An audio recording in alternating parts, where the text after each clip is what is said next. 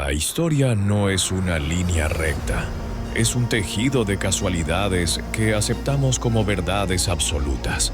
Nos enseñaron que el destino de América estaba escrito en inglés, en las frías y brumosas costas de Virginia. Pero, ¿qué pasaría si esa tinta se hubiera secado antes de tocar el papel? ¿Qué pasaría si el mundo que conocemos fuera solo el resultado de una pieza de dominó que cayó en la dirección equivocada? Mayo de 1607. 3 frágiles barcos ingleses, el Susan Constant, el Godspeed y el Discovery, luchan contra la furia del Atlántico. A bordo, hombres hambrientos de gloria sueñan con fundar Jamestown, la primera piedra del Imperio Británico en el Nuevo Mundo. En nuestra realidad, el azar los protegió. Pero en la realidad del efecto dominó, el destino tenía otros planes. Una patrulla de galeones españoles, los guardianes de hierro del rey Felipe III, ya los esperaba en la desembocadura de la bahía de Chesapeake. Alertados por la red de espías de la corona en la corte de Londres, los españoles no enviaron diplomáticos, enviaron fuego. Imagina el momento. El cielo gris de la mañana se ilumina con el rugido de los cañones de bronce. Las naves inglesas, pequeñas y vulnerables, son destrozadas por la potencia de fuego de los galeones de la armada. No hubo héroes, solo el crujir de la madera astillada y el silencio de la ambición británica hundiéndose en las profundidades abisales. Inglaterra, humillada y temerosa de la ira de los tercios, se retira. El sueño de una América anglosajona muere antes de nacer. El norte del continente queda abierto. Un vasto paraíso de bosques interminables y ríos de plata, esperando a sus verdaderos dueños, donde hoy se levantan los rascacielos de cristal de una cultura extraña. Los soldados de España plantaron la cruz de Borgoña en el barro virgen. No trajeron colonos buscando refugio, trajeron una civilización entera, una fe, una lengua y un imperio que se negaba a conocer el ocaso. Bienvenidos al nacimiento de la Nueva Castilla. Con el Atlántico libre de naves inglesas, el norte de América no fue poblado por granjeros desesperados, sino por los mejores arquitectos, ingenieros y soñadores de la península. Los hombres que reconstruyeron la grandeza de Madrid y Sevilla cruzaron el océano con un solo propósito: diseñar ciudades que no solo desafiaran al tiempo, sino que eclipsaran a la misma Europa. Imagina la isla de Manhattan a mediados del siglo XVIII. En nuestra realidad, era un laberinto de chozas de madera y calles de barro. Pero en el efecto dominó, aquí se levanta Nueva Sevilla.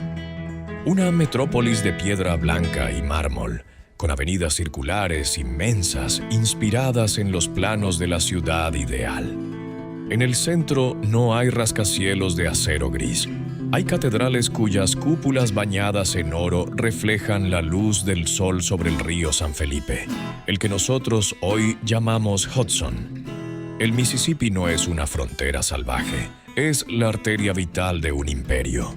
Cientos de galeones de casco reforzado suben y bajan por sus aguas, transportando el tabaco de Virginia, el algodón de las Carolinas y la plata de las montañas del norte.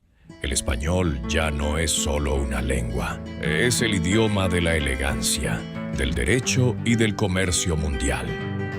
Desde las misiones bañadas por el sol de California hasta los puertos fortificados de la Florida española, se traza el camino real del norte. Una red de calzadas romanas modernas que une un continente entero bajo una sola ley, un solo Dios y una sola corona.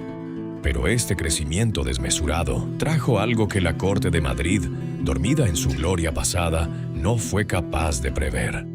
Los hijos de los conquistadores, nacidos bajo el cielo infinito de América, ya no se sentían súbditos de un rey que nunca habían visto a miles de kilómetros de distancia. Se sentían dueños de su propia tierra. En las universidades de San Agustín y Nueva Sevilla se empezaba a fraguar un pensamiento peligroso. La idea de que España ya no estaba en Europa, sino aquí, en el nuevo corazón del mundo. La semilla de la revolución más grande de la humanidad había sido plantada en el suelo más fértil de la creación. Pero la gloria, como el sol al atardecer, proyecta sombras largas y oscuras. A finales del siglo XVIII, la España europea era una sombra de su pasado.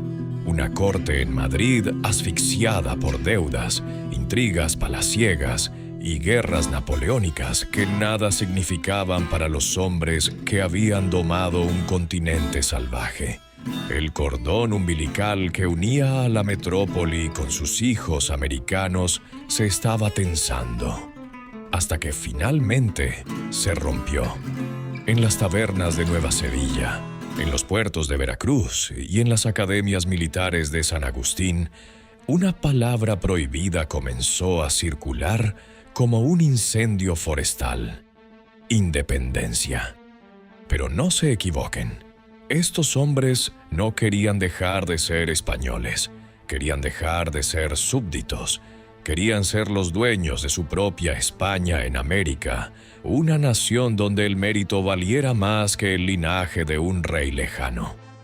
El 4 de julio de 1776, en lugar de un pequeño congreso en Filadelfia, se convoca el Soberano Consejo de las Américas en la imponente Catedral de San Fernando.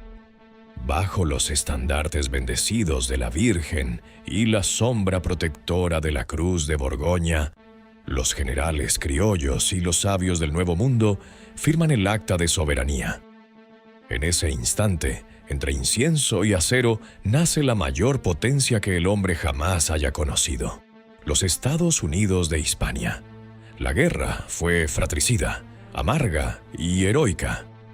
Imagina batallas épicas en las llanuras infinitas del Mississippi, donde los veteranos tercios de la corona se enfrentaron a los nuevos regimientos americanos en un choque de titanes. Fue el viejo mundo contra el nuevo, la tradición contra el destino. Pero el flujo de la historia no se puede detener con muros de madera ni con decretos reales. Con la rendición final de las tropas realistas, tras la legendaria batalla de los Apalaches, el viejo León de Castilla reconoció la mayoría de edad de su hijo más brillante.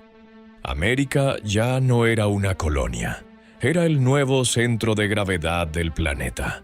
El águila y el león se fundieron en un solo escudo, marcando el inicio de una hegemonía que cambiaría la faz de la tierra para siempre.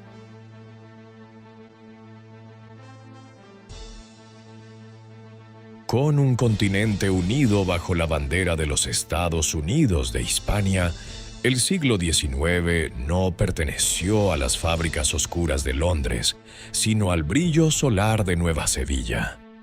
Mientras la vieja Europa se desangraba en guerras dinásticas estériles, América florecía como el nuevo jardín de la humanidad. Fue el siglo de la invención, del vapor y del acero bañado en oro.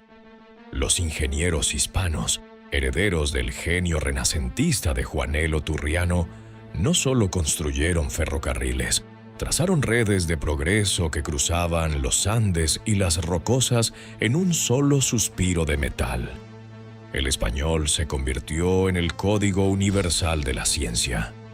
En 1880, la primera bombilla eléctrica no iluminó una calle de Nueva York. Brilló con una luz cálida en la Gran Vía de la Independencia de Los Ángeles, gracias a las patentes de un joven Nikola Tesla, financiado íntegramente por el Banco Real de América. En este mundo, el inglés, relegado a las granjas olvidadas de Inglaterra, se convirtió en una curiosidad lingüística, una lengua de campesinos, mientras que el español era la única voz autorizada en los laboratorios, la diplomacia y las altas finanzas. Y cuando las grandes sombras del siglo XX amenazaron con cubrir el mundo, no hubo necesidad de esperar un agónico desembarco en Normandía. La flota de Indias, ahora convertida en una armada invencible de acorazados atómicos de acero dorado, impuso una Pax Hispánica en apenas 6 meses. No hubo bloques enfrentados, solo un faro de orden que irradiaba desde el Nuevo Mundo. Pero el horizonte terrestre pronto se quedó pequeño para un imperio que ya no conocía el ocaso. En julio de 1969, la primera misión espacial humana no fue el resultado de una carrera desesperada entre dos potencias. Fue la expansión natural de una civilización que miraba a las estrellas como su próximo virreinato. El primer hombre en pisar la luna no pronunció palabras en una lengua germánica. Vestido con un traje que lucía orgulloso el escudo de los Estados Unidos de Hispania, clavó la cruz de Borgoña en el mar de la tranquilidad y, en un silencio sepulcral, rezó un Padre Nuestro en la lengua de Cervantes. El universo entero acababa de escuchar, por primera vez, el idioma de la verdadera gloria.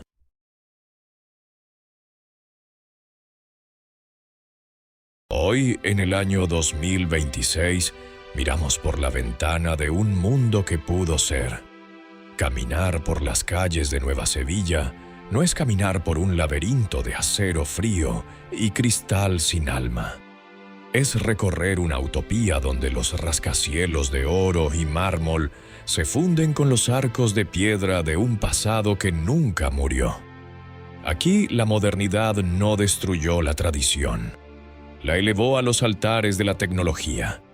Imagina una red de transporte que une Madrid con San Agustín en apenas unas horas, no cruzando el mar, sino a través de túneles de vacío que son maravillas de la ingeniería hispana. No hay muros en las fronteras, porque en este mundo, desde el Ártico hasta la Tierra del Fuego, no hay fronteras. Un solo corazón late en español. Internet, la inteligencia artificial y las bases mineras en los valles de Marte hablan el idioma de nuestros padres. El cine de Santa Rosa no exporta superhéroes de plástico, exporta historias de honor, de fe vehemente y de la inquebrantable voluntad del espíritu humano. Esta es la realidad que nos fue arrebatada. Un mundo donde el sol nunca se pone, no porque un imperio lo exija, sino porque la luz de nuestra cultura es demasiado brillante para apagarse. Todo esto, todo este esplendor que hemos imaginado hoy, dependía de una pequeña pieza de dominó. Una patrulla de galeones en 1607, un disparo a tiempo, una decisión de hierro. Pero recuerda una cosa antes de irte. La historia no es algo estático escrito en libros de piedra. La historia es un flujo constante de posibilidades. Cada vez que recordamos quiénes fuimos, cada vez que reclamamos nuestro legado y nuestra lengua, estamos colocando una nueva pieza en el tablero. Porque al final, el efecto dominó nos enseña una verdad innegable. El futuro no le pertenece a los que aceptan el mundo tal como es, sino a aquellos que tienen la audacia de soñarlo en grande, en español. Yo soy Al Franson, y esto ha sido una ucronía de Efecto Dominó. El primer capítulo de nuestra nueva historia ya está escrito. Ahora te pregunto a ti, ¿estás listo para derribar la siguiente pieza?